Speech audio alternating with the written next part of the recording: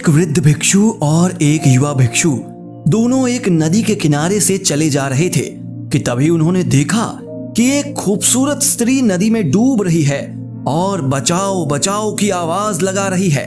युवा भिक्षु तुरंत नदी में कूद गया और युवती को नदी से बाहर निकाल कर ले आया।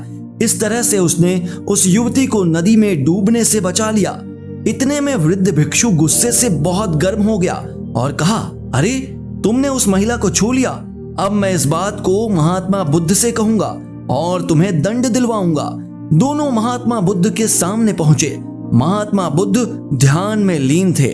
महात्मा बुद्ध के ध्यान से बाहर आने के बाद वृद्ध भिक्षु ने कहा, भगवान इसे दंड मिलना चाहिए।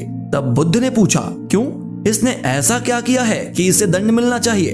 तब वृद्ध भिक्षु ने बताया कि इसने नदी में डूब रही एक सुंदर नव युवती को उठाकर नदी से बाहर निकाला और उस वक्त नदी से बाहर निकालते समय इस भिक्षु ने उस युवती को छू लिया। इस तरह से अब इसका ब्रह्मचर्य नहीं रहा, इसलिए इस भिक्षु को अपनी इस गलती का प्रायश्चित करना ही चाहिए। बुद्ध ने इस बात को बड़े ध्यान से सुना। फिर बुद्ध ने कहा, प्रायश्चित तो तुम्हें करना चाहिए, ना कि इस युवा भिक्षु को। तब वृद्ध भिक्षु आश्चर्यचकित होकर बड़े विस्मय से बोले, हे भगवान, मैं किस बात का प्रायश्चित करूं? तब बुद्ध ने कहा, इस युवा भिक्षु ने तो उस महिला को नदी में डूबने से बचाया है। इसने तो उसकी जान बचाई है और किसी की जान बचाना सबसे बड़े पुण्य का कार्य है। इसके अलावा इस युवा भिक्षु ने उस युवती को नदी से बाहर निकालने के बाद, उसकी जान बचाने के बाद युवती को वहीं रख दिया, पर तुम उसे अपने मानस में उठाकर यहाँ तक ले आए हो।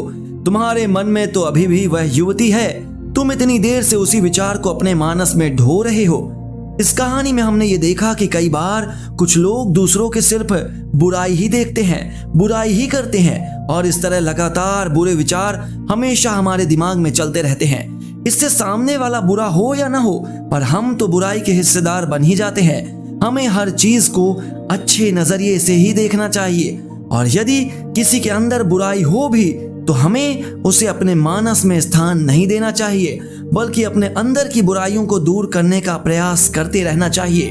हमें यह मानव जन्म मिला है तो सबसे पहले अपने जीवन की बुराइयों को दूर करना चाहिए और उसके पश्चात हमें अपने समाज के अंदर फैली हुई गंदगी को दूर करने का प्रयास करना चाहिए। परंतु हमें किसी एक व्यक्ति को निशाना बनाकर उनकी बुराइयों को ढूंढने का प्रयास बिल्कुल भी नहीं करना चाहिए। प्रत्येक मनुष्य में ईश्वर को देखने का भाव ही समरूपता कहलाती है।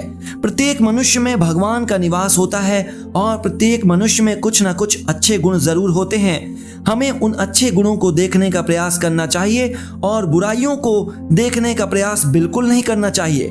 पर दोस्तों, अब आप ही बताइए, क्या ये कहानी आपको सही लगी?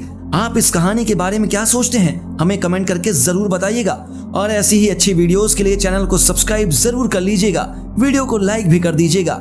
मिलते हैं अगली वीडियो में एक अच्छी सी कहानी के साथ। धन्यवाद।